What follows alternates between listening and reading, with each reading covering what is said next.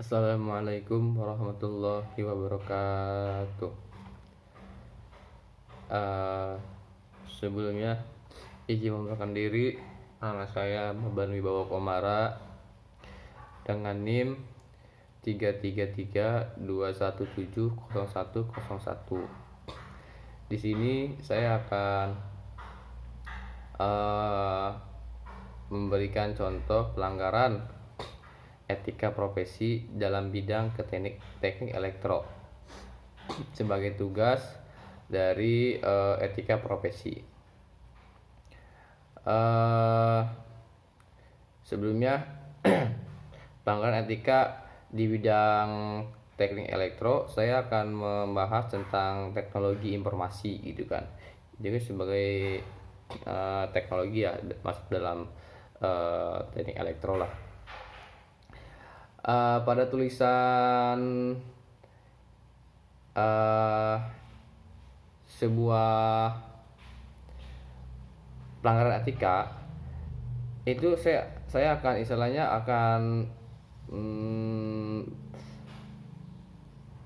memberikan tentang ilmu etika dan pelanggarannya.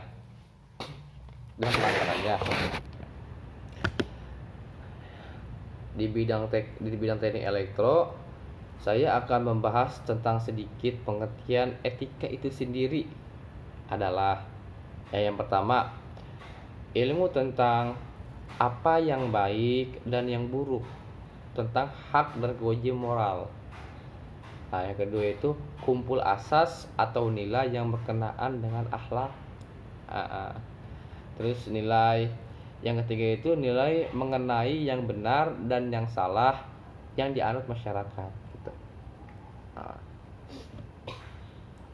Dan asal usul dari kata etika itu berasal dari kata Yunani yang berarti ethos, yang berarti adat istiadat atau kebiasaan yang baik gitu. Perkembangan etika kurang lebih dari studi tentang kebiasaan manusia berdasarkan kesepakatan menurut ruang dan waktu yang berbeda gitu, yang menggambarkan perayaan manusia dalam teknologi informasi. Nah, teknologi informasi itu adalah teknologi IT ya, yang kita sering sebut tuh TI atau sering dibalik itu IT gitu kan, atau dalam bahasa Inggris dikenal dengan istilah information technology gitu kan, atau IT yang saya bilang awal itu. Itu adalah istilah umumnya itu yang menjelaskan teknologi apapun yang membantu manusia dalam membuat atau mengubah atau menyimpan dan juga mengomunikasikan dan menyebarkan informasi. IT menyatukan komputasi dan komunikasi berkecepatan tinggi untuk data, suara, dan video gitu. Contoh dari teknologi informasi bukan hanya berupa komputer,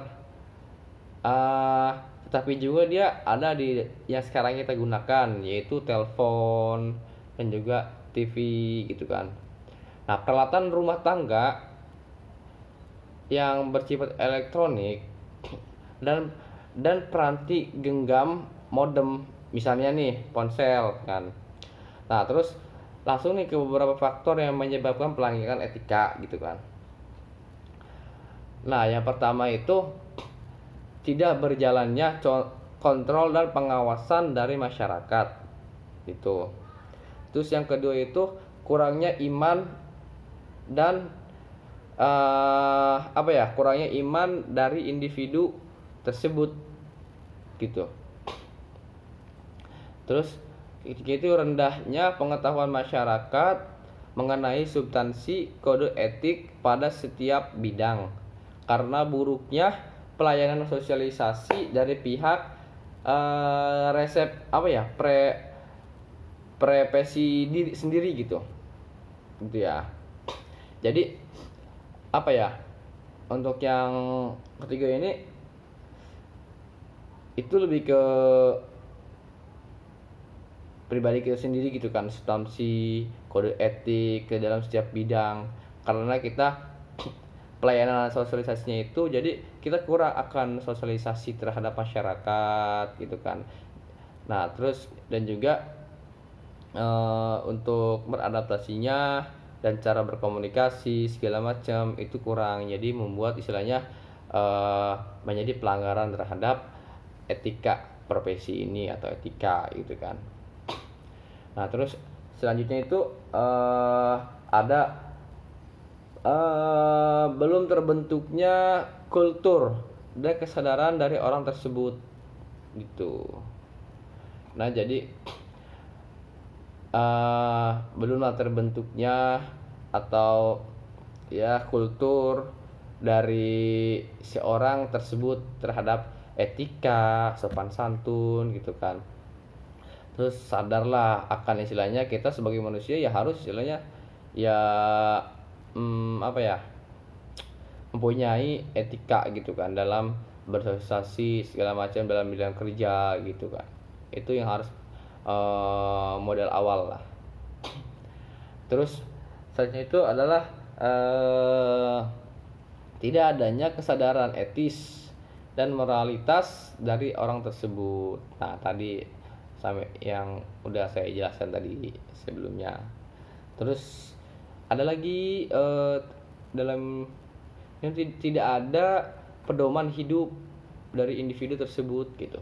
Maksudnya apa? Jadi dia nggak punya prinsip yang teguh terhadap sopan santun dia sendiri gitu kan. Karena ketika kita mempunyai prinsip atau pedoman pribadi diri, kita akan mempunyai suatu sopan santun gitu, baik kan di lingkungan masyarakat atau di bidang kerja gitu. Terus ada lagi yang terakhir apa ya, lingkungan tidak etis mempengaruhi individu tersebut melakukan sebuah pelanggaran. Nah lingkungan juga mempengaruhi dari kita gitu, kita untuk apa ya, pelanggaran etika itu gitu.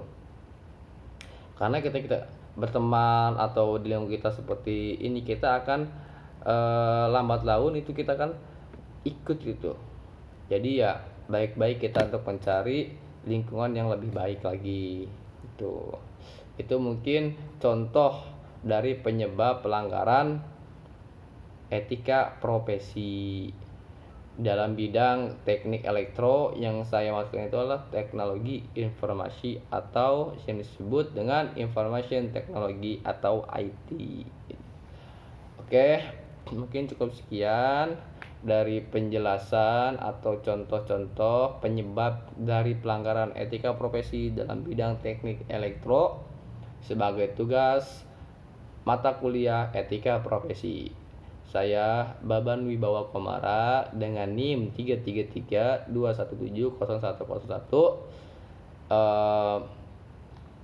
Mohon maaf ketika ada salah kata, kurang lebihnya mohon maaf. Assalamualaikum warahmatullahi wabarakatuh.